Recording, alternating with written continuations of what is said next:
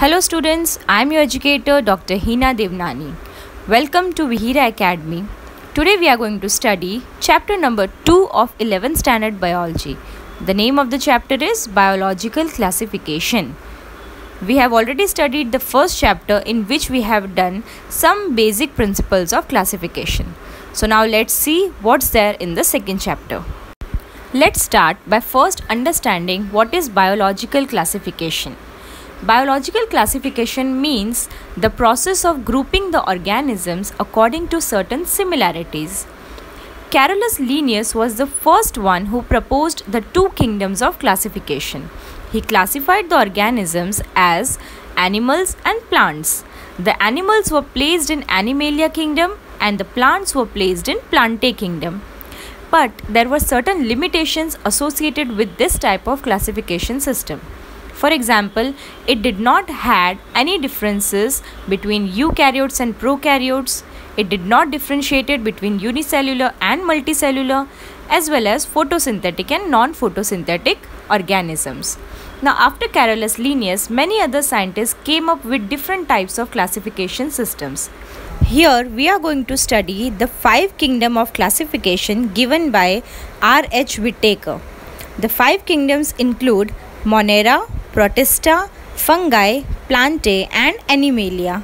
This type of classification was based on certain characters such as the thallus organization, the cell structure, mode of nutrition, phylogenetic relationships and reproduction. So based on these characters, the 5 kingdoms were included here. Let us study this with the help of a flowchart. Now, organisms are divided into two types, prokaryotic and eukaryotic organisms. All the prokaryotic organisms are included in the kingdom Monera.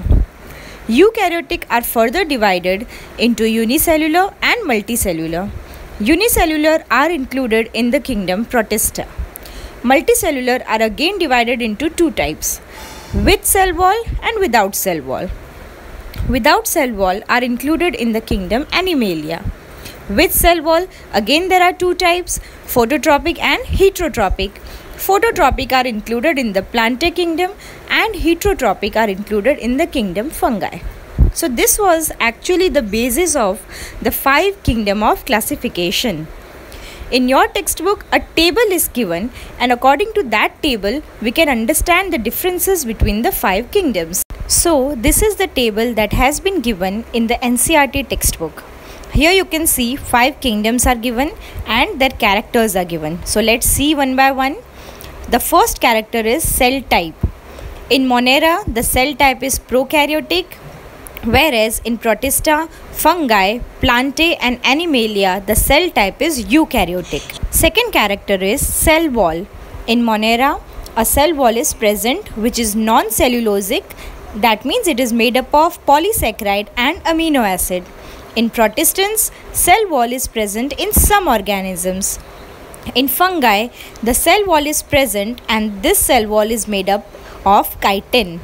In Plantae, the cell wall is present which is made up of cellulose. In Animalia, the cell wall is completely absent. The third character is nuclear membrane. Now Monerans are prokaryotic. That's why nuclear membrane is absent in them. Whereas Protista, Fungi, Plantae and Animalia are eukaryotic organisms. That's why they have the membrane around the nucleus. Next character is body organization. Monerans have cellular organization. Protistans also have cellular organization. Fungi are multicellular but they have loose tissues. Plantae are multicellular, they have tissue level of organization and organ level of organization, whereas animals have tissue, organ and organ system of organization. Let's move to the 5th character, that is mode of nutrition. Monerans can be autotrophic as well as heterotropic. If they are autotrophic, they can be chemosynthetic or photosynthetic, and if they are heterotropic, they can be saprophytic or parasitic. Protistans are autotrophic, that is photosynthetic, as well as heterotropic. Fungi are always heterotropic, they can be saprophytic or parasitic. Plantae are always autotrophic. Some plants like insectivorous plants are heterotropic. Animals are always heterotrophic, they can be holozoic, they can be saprophytic, they can be also parasitic. So this table gives a clear idea of the 5 kingdoms and their characters. So now we are going to study the first kingdom, that is Kingdom Monera. Kingdom Monera includes all the bacteria. Bacteria are the sole members of this kingdom. They are the most abundant microorganisms and they occur almost everywhere. If you just take a handful of soil, you'll find hundreds of bacteria present in it. Bacteria can also live in certain extreme habitats where no other life form can survive, such as they can live in hot springs, they can live in deserts, they can live in snow, they can also live in deep oceans. Many of them live inside or outside other organisms, and such type of bacteria are called as parasites. Now these bacteria can either be autotrophic, they can also be heterotrophic. Bacteria have a cell wall, but this cell wall is not like the plant cell. The respiration carried out by bacteria can be aerobic as well as anaerobic. Bacteria generally have flagella which helps them in movement. The exchange of nutrients or gases occurs simply by diffusion. Let's move to the classification of Kingdom Monera. Kingdom Monera is classified into two. One is Archaebacteria and one is Eubacteria. Archaebacteria means the primitive bacteria and Eubacteria means true bacteria. Now, before moving into the classification of Kingdom Monera, first let us understand different bacteria based on their shapes. There are 4 different kinds of bacteria. First is spherical shaped bacteria known as cocci, then rod shaped bacteria known as bacilli, comma shaped bacteria known as vibrio, and spiral shaped bacteria known as spirilla. So these are the different types of bacteria and the names have been given according to their shapes. Next we are going to see the classification of Kingdom Monera. First is Archaebacteria. Archaebacteria, as I said, are also known as primitive bacteria. They can be of different types such as thermoacidophiles. Those bacteria which live in hot springs are known as thermoacidophiles. Example, Ferroplasma acidiphyllum and Pyrodictyum absci. Second is halophiles. Those bacteria that live or survive in high salt concentration. Example, Halobiforma haloterrestris. And the third type is methanogens. These bacteria live in marshy areas and they are responsible for generating methane gas. Example, Methanobacterium or Hundsens. The cell wall structure of Archaebacteria is quite different from other monerans. Now here some special mention has been given of methanogens. Methanogens are the Archaebacteria that are actually found in the gut of some ruminant animals such as buffaloes and cows. This helps in production of biogas from the dung of the animal. Biogas means the methane gas that is produced from the animal dung and especially cow dung. This gas is produced because of the presence of methanogens. Here some examples of Archaebacteria have been given. Pyrodictyum absci, Halobiforma haloterrestris, Ferroplasma acidiphyllum and Methanobacterium arhucens. These are the 4 examples of Kingdom Monera's Archaebacteria. Now moving on, we are going to do the second division of Kingdom Monera, that is Eubacteria. Eubacteria are also known as true bacteria. There are thousands of different eubacteria in our world. They are characterized by the presence of a rigid cell wall and most of these bacteria are motile. If they are motile, they possess a flagella. There are 3 types of eubacteria: photosynthetic autotrophic bacteria, chemosynthetic autotrophic bacteria and heterotrophic bacteria. We are going to see one by one all of these in detail. First is the photosynthetic autotrophic bacteria, also known as cyanobacteria, and they are also referred as blue-green algae. They have chlorophyll A pigment which is similar to higher green plants, and because of the presence of this pigment, these organisms are able to carry out photosynthesis. The cyanobacteria are usually unicellular. They can be either colonial or filamentous. They can be present in fresh water, marine water, and some of them can also be present on land. They have terrestrial forms. The colonies that they form are usually surrounded by a gelatinous sheath which is responsible for their protection. They often form blooms in polluted water bodies. You might have seen that sometimes the water bodies turn green suddenly. That is because of the presence of these cyanobacteria. Whenever there is polluted water bodies, these cyanobacteria reproduce at a very higher rate and turn the entire water body green in color. These are also known as algal blooms.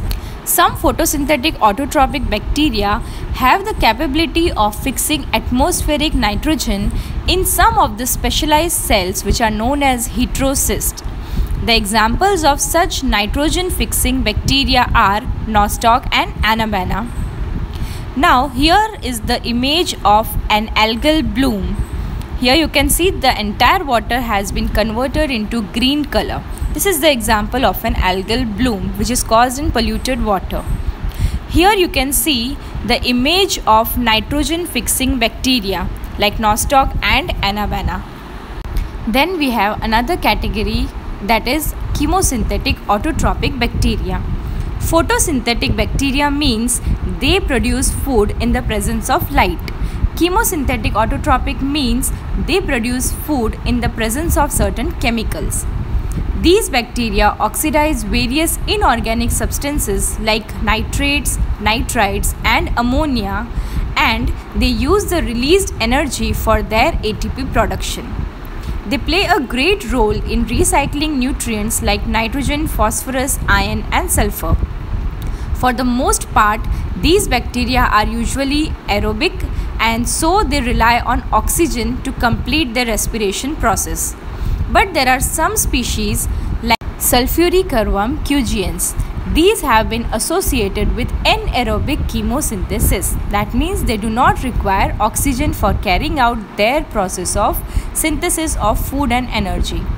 Now, because of their ability to manufacture their own food using any chemical energy, these organisms can survive in a variety of habitats and environments, especially harsh environments having extreme conditions. They can live as free-living organisms. They can also be present in association with certain other organisms called as symbiosis. Examples of these chemosynthetic autotrophs are Acidithiobacillus ferrooxidans, Hydrogen vibrio marinus and Leptospirillum ferrooxidans. These are certain bacteria which use chemical energy or chemical substances to synthesize their own food. The third category is heterotrophic bacteria. These bacteria cannot produce their own food. That's why they are known as heterotrophic bacteria. These bacteria are the most abundant in nature. They are present everywhere. They also play a great role in cleaning our environment because they are majorly the decomposers which are responsible for decomposing all the waste products that are produced on the earth. Now these bacteria can be of two types. They can be either useful to mankind or they can be either harmful to mankind. What are the uses of these bacteria? They are helpful in making curd from milk. They are useful in production of antibiotics. They are also useful in the fixing of nitrogen in the leguminous plants. Now, the harmful effects of these bacteria are the disease-causing nature of them.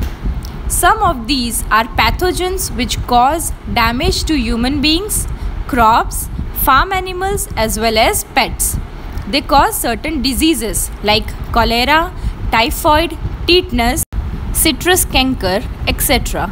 These are the well-known diseases which are caused by different bacteria. These bacteria reproduce mainly by fission, that is asexual reproduction. Sometimes, if there are unfavorable conditions, these bacteria reproduce by producing spores. The spores help them to protect themselves during such unfavorable conditions.